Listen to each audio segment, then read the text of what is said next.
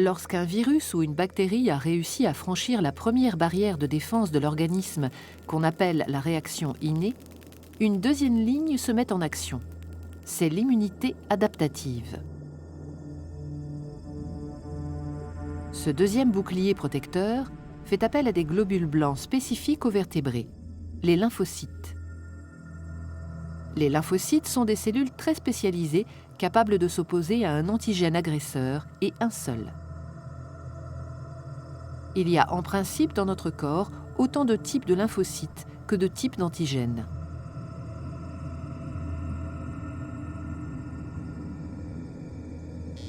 Lorsqu'un antigène agresseur a réussi à franchir la première barrière de défense de l'organisme, ces lymphocytes se mobilisent et quand ils reconnaissent la nature et l'identité de l'intrus, ils s'activent.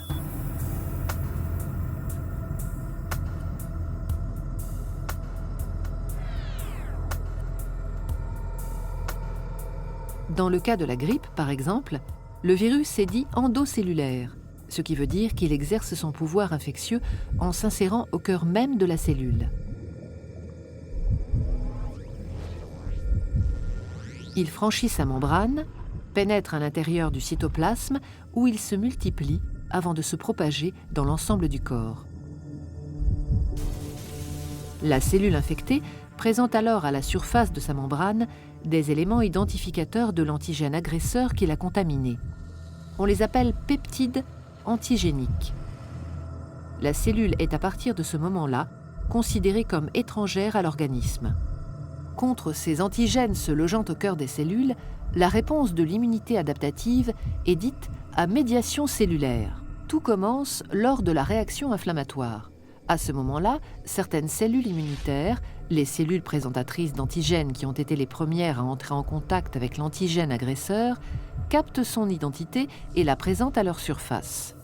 Les cellules dendritiques exposent le peptide de l'antigène. Jouant un rôle de messager, ces cellules présentatrices d'antigènes, dès lors porteuses du peptide, la fiche d'identité de l'agresseur, migrent vers les ganglions lymphatiques où résident des lymphocytes T4 et T8 dormants. Elles présentent le peptide collecté aux lymphocytes spécialisés dans la réaction à l'antigène présent dans le corps et à celui-là seulement.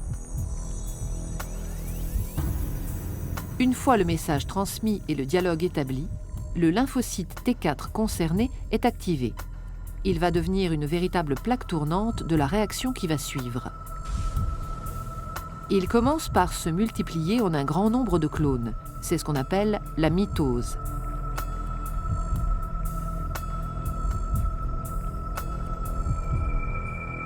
Certains des clones deviennent des LT4 mémoires.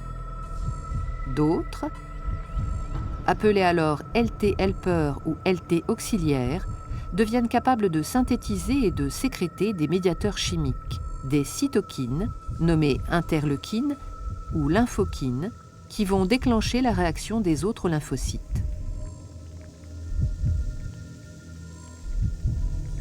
Les interleukines émises stimulent à distance d'autres lymphocytes, notamment les lymphocytes T8, déjà mis en alerte depuis leur contact avec la cellule présentatrice d'antigènes.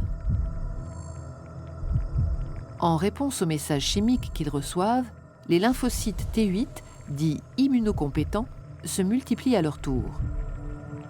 Une partie, les LT8 mémoires, sont conservées. Les autres deviennent des cellules tueuses qu'on appelle lymphocytes T cytotoxiques. Patrouillant dans l'organisme, ils sont maintenant capables de reconnaître puis de détruire les cellules infectées.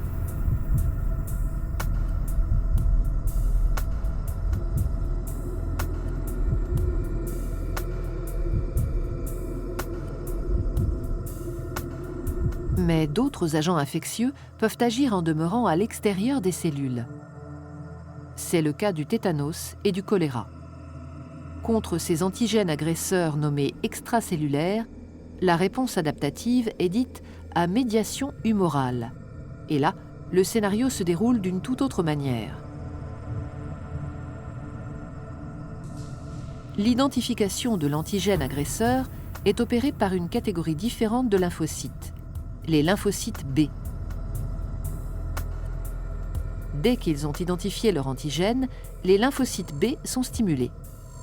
Recevant à distance des cytokines, les messages chimiques émis par les lymphocytes T4 helper déjà en alerte, ils se multiplient par mitose.